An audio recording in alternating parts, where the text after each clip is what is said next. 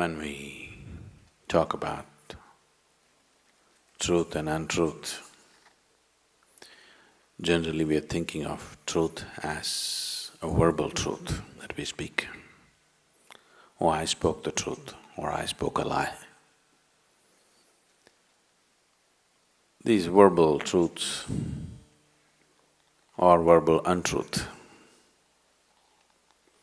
is a more moral and ethical issue, not an existential issue, a social thing. And many times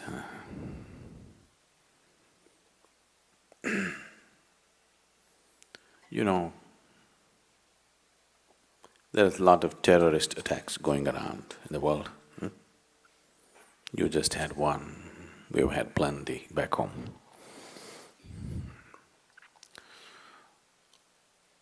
A hall like this is a terrorist paradise. People packed up like this in one place, they can have maximum impact. It's a good place. No? So,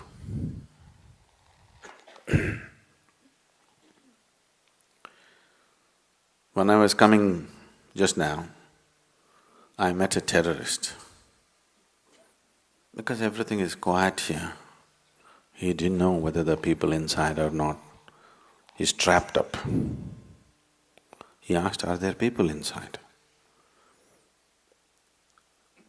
Do you want me to tell him the truth or untruth? Huh? You want me to speak the truth or untruth? What kind of people are you? So, what is truth? What is untruth? It is not in the words that you speak. It is in the way you hold the life within you.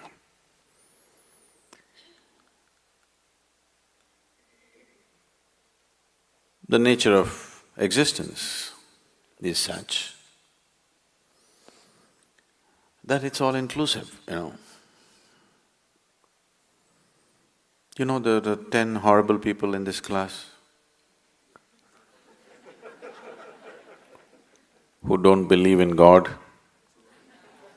But when the sun comes up in the morning, you'll have 10 black spots falling on them. Believers have such hopes. No, when sun comes up in the morning, it lights up everybody, isn't it? What nonsense you believe in or what nonsense you disbelieve in, it doesn't matter, it just lights up everybody. Whoever opens his eyes, for him there is light to see.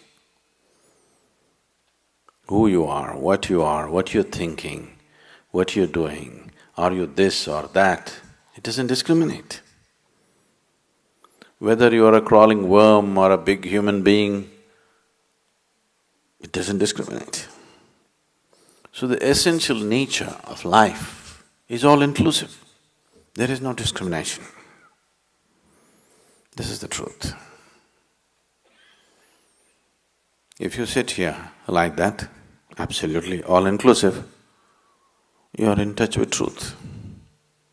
If you have become a prejudiced exclusiveness, this is the untruth. It is not in the words that you speak, it is in the way you are. Truth is not something that you can say or not say. Truth is something, either you're in touch with it or you're not in touch with it. It's not your doing. If it's your doing, it must be a lie, isn't it? Isn't it so? If it's your doing or my doing, it must be a lie, isn't it? That which is true is always. It is in the lap of truth that we exist. It is not something that we say or do. Either we can be in touch with it or we can be unaware of it. But still it is working. Whether we like it or we don't like it.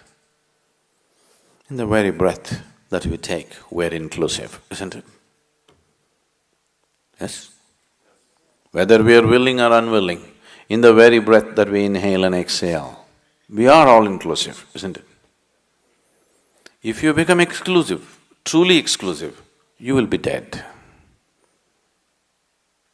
But even the dead are inclusive, isn't it? The dead will so easily merge with the planet. They are also very inclusive. The alive are supposed to be consciously inclusive. Dead are dead, so they're unconscious and they're inclusive.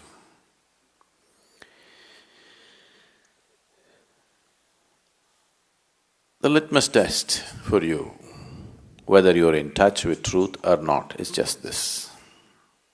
If there is any kind of suffering in you right now, you're not in touch with truth. If you're in touch with truth, there can be no suffering in you. It's as simple as that. How deep your suffering is shows how far away from truth you are right now. There are many ways to approach this. We have been trying to open up doors in the last few days. Whatever we have been doing here, I've been repeatedly saying this is not a teaching, this is just a method. Now seeing that my responsibility is limitless, is not a teaching, it's just a method. If you see that, if you become aware of that, slowly you become all-inclusive, just the way life is. Like every aspect of life is inclusive, you also become inclusive. If you're accepting what is there right now, absolutely, once again you're inclusive. They're not two different things, just different types of vocabulary, that's all. Essentially, you want to move from exclusiveness to inclusiveness.